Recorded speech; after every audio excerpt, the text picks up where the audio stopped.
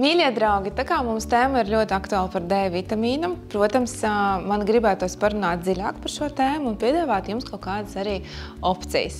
Tāpēc es gribu jūs iepazīstināt ar mūsu ļoti labu draugu, tas ir Lila. Un mani pacienti bieži vien saka, es pūšu šo pūšamo D vitamīnu, un tad jau skaidrs paliek, kādu D vitamīnu mani pacienti arī bieži vien izvēlās, tas ir no Lila. Un es gribu iepazīstināt jūs arī ar mūsu draugu pārstāvi Lilam, Renāta. Sveika! Sveika, Jana! Un šobrīd es gribētu vairāk uzzināt par mūsu jau cienītu, iemīlētu D vitamīnu pūšamo formu. Kāds ir Lilam? Pastāstiet vairāk par šo brīnišķīgo D vitamīnu, kas ir ne tikai garšīgs, bet arī efektīvs. Redzot pēc asins analīzēm vismaz maniem pacientiem. Pastāstiet vairāk. Ar lielāko prieku. Mēs esam Latvijas tirgū parādījāmies pirmie. Kopš 2018. gada mēs ienācām pirmie ar spreju formas D vitamīnu. Toreiz tas visiem bija kaut kas jauns un neierasts, šobrīd tā ir ikdiena.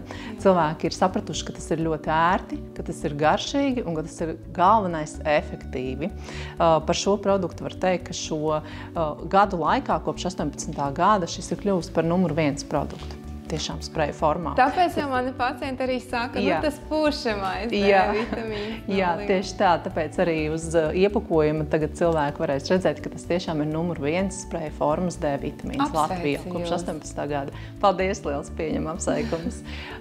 Produkts ir efektīvs, un ja mēs runājam par uzturbagātinātājiem, tad noteikti varu teikt, ka šis ir Latvijā pētītākais uzturbagātinātājs D vitamīns spreja formā.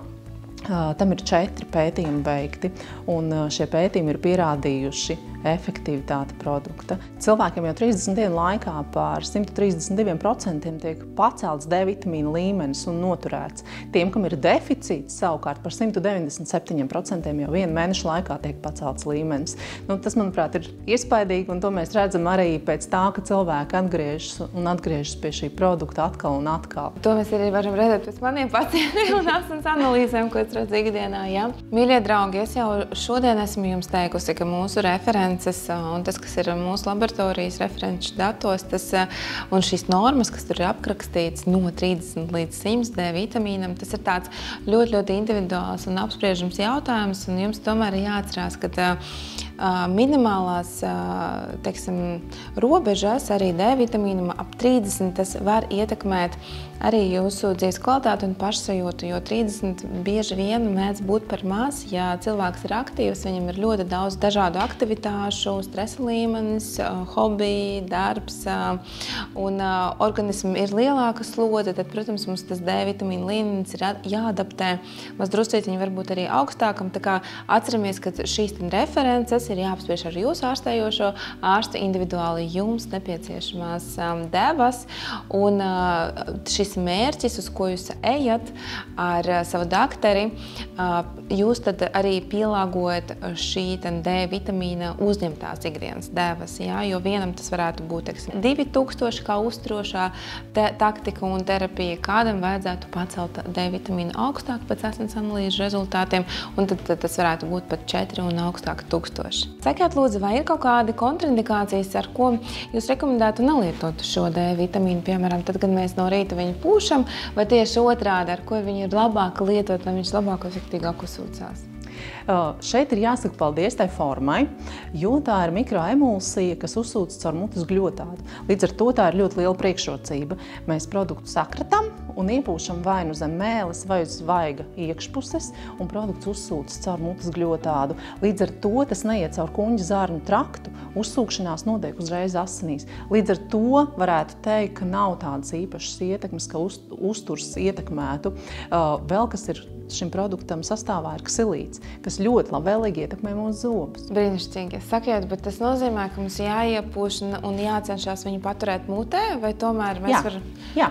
Aha, tātad tas uzņemšanas veids, ka mēs iepūšam, piemēram, vajag iekšējā gļotādā, mēs druscītiņu paturam, jā, un tikai tāds norījam siekalas, vai ne? Precīzi, jā.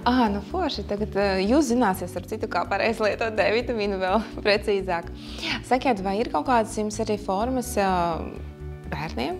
Jā, arī tā pati spreja forma ir arī pieejama mazākā devā. Lielā deva mums ir vienā iepakojumā, vienā pūtienā 2000, divos pūtienos 4000, kas ir ļoti ērti. Var pielāgot gan pusaudzim, gan pieaugušiem, gan dozēt precīzi un attiecīgi tik, cik ārsts ir norādījis, ka ir nepieciešams. Savukārt mazākiem bērniņiem no gada līdz 7 gadu vecumam ir 600 starptautiskās vienības vienā pultienā. Ļoti labi. Un garšas ziņā? Garšas ir identiskas, dabiska apelsīna garšas. Par Covid un vīrusu infekcijām D vitamīns ir imunoprotektors. Sakiet, lūdzu, vai varbūt jums ir kādi zināmi dati par D vitamīnu imunosistēmu un Covid? Jā, mums ir šādi dati. Šeit pat Stradiņas slimnīcā profesors Pīrāgs ir veicis pētījumu tieši Covid pacientiem. Un pētījumā piedalījās mūsu produkts, kas parādīja to, ka jau pēc 5 dienām veselības stāvoklis cilvēkam uzlabojās un par 3 reizēm samazinās iekaisuma marķiežu CRO, kas ir vērā ņemams fakts. Es pateiktu, tas ir ļoti nozīmīgs vērā ņemams fakts. Jā. Īpaši šobrīd, kad ir atkal vīrusu sezona atsākusies, ir rudens un ziema, jā, D vitamīns ir īpaši aktuāls. Es gribu pateikt, ka mēs D vitamīnu uzņemam nevis sezonāli, bet mēs varam viņu uzņemt visas sezonas, arī vasaras sezonā, bet tomēr mēs balstamies uz asins analīzēm, nevis uz tikai tumšo ziemas periodu. Tomēr es atkal gribu precizēt, ka D vitamīns ir tāds ļoti būtisks. Tas nav hormons, tas, protams, ir vitamīns vai hormonam līdzīgs peptīds, jā, kā viņi dažreiz amerikāni nosauc, bet viņš tik tiešām ietekmē ļoti daudz funkcijas mūsu organismā, sākot tur ar vairoga dziedzera funkciju, vēža protekcijas funkciju, imūnmodulējošā funkcija, garstāvokļa regulējošā funkcija. Sakiet, vai jūs arī saviem klīniskajiem datiem dzirdējāt kaut kādas vēl papildus pozitīvas pievienotās vērtības, ja mēs jau esam apsprieduši mūsu imūno statusu, imunitāti un, teiksim, par Covidu mēs parunājam, varbūt vēl ir kaut kādi dati, teiksim, kas ietekmē skaistumu vai varbūt garstāvokli vai kaut kas cits? Tādu precīzu klīnisko datu nav, pētījumi attiecībā uz skaistumu īsti nav veikti šim produktam, bet D vitamīns, ņemot vērā to augsto uzsūkšanās spēju un efektivitāti, protams, ļoti pozitīvi ietekmē mūsu organismu kopumā. Ja mēs runājam par skaistumu, kas jebkuram cilvēkam ir svarīgi, ne tikai sievietei, mēs varam runāt kaut vai par matu folikuliem, arī tur D vitamīnam ir ļoti liela loma. Mēs varam runāt par kolagēnu, kur D vitamīnam ir ļoti liela loma, ka tas veicina šī kolagēna veidošanos. Tas viss ir pateicoties D vitamīnam.